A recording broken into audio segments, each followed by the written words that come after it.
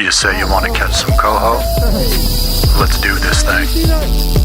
I was just setting this line, and he ripped it out of my hands when I was putting the board on. And now he's headed downtown for Chinatown. Man, that reel's almost...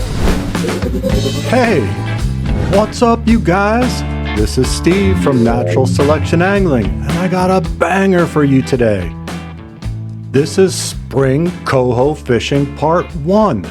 Understanding body baits.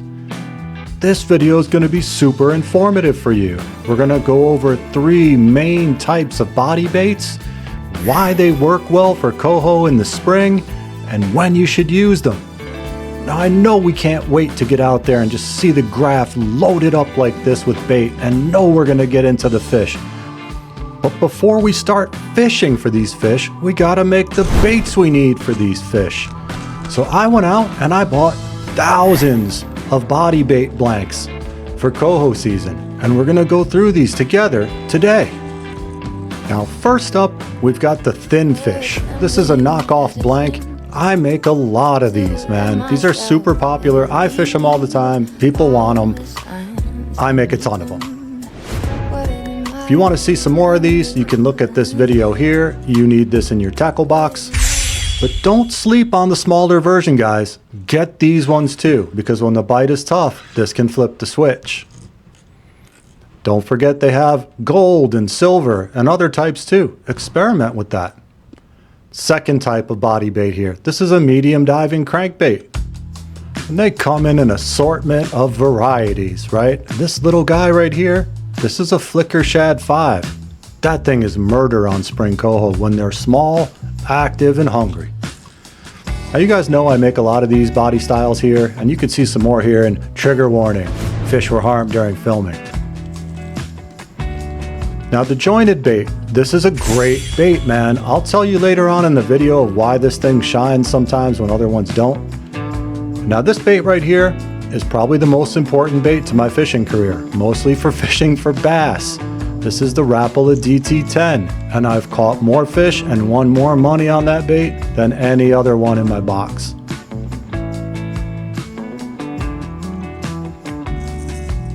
This is the Wiggle Wart.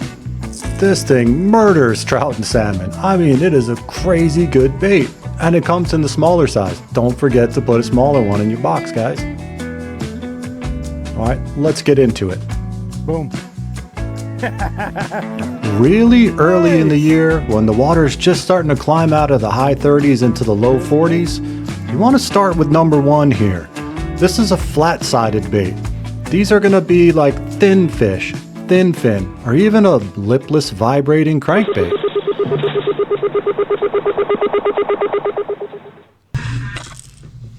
Now these baits have a very tight action to them. They have a high frequency wiggle, but they don't have any wobble. They don't do this. Very tight wiggle.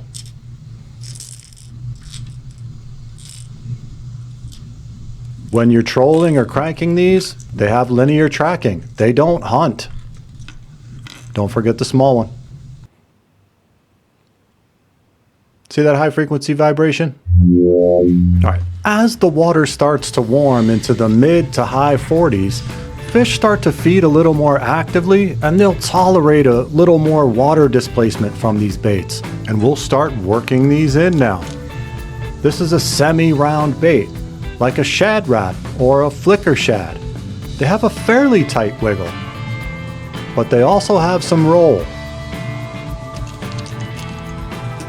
In addition to that, they can hunt a bit too, especially at higher speeds.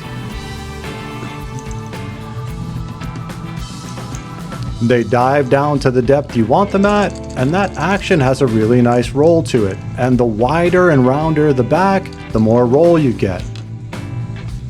Now, this bait has similar characteristics, but it adds that jointed tail, which adds a high frequency vibration to it, which can kind of bridge the gap between these flat-sided baits and the rounder ones. This one's kind of a tweener. Now, this is the Berkeley Flicker Shad. And this thing is just deadly on trout and salmon. It works great now. When the water gets into the 50s and the fish become very active, number 3 comes into play. This is a round bait, the Wiggle Wart. It's going to have a very wide wobble, and it's also going to have a very heavy roll. And if you pull it at a bit of a higher speed, it's going to hunt like crazy. That thing can trigger strikes. Man, just look at that thing. It's no wonder they smashed the hell out of it. That was a lot to cover, so let's take a deep breath and do a quick recap. We covered flat-sided baits, semi-round baits, and round baits. Each one has a time, place, and manner where it excels. So these flat-sided baits, like the ThinFin or the ThinFish, these are for colder water, the high 30s to low 40s. They have a high frequency vibration, very little roll, and linear tracking. The semi-round baits, like a Shad Rap or a flicker shad. These are for cold water, like mid 40s to low 50s. They have a medium frequency vibration, with some roll and some hunting. And last but not least, we covered the round baits, like a Wiggle Wart or a rock crawler.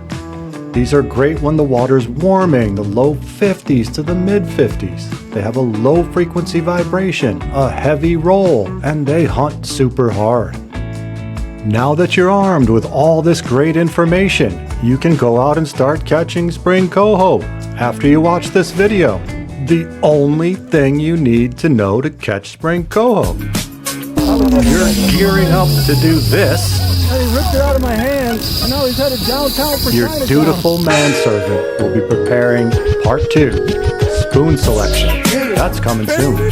As we push towards 1,000 subscribers, please like and subscribe and hit the alert bell so you don't miss the next one, like part 2, spoon selection.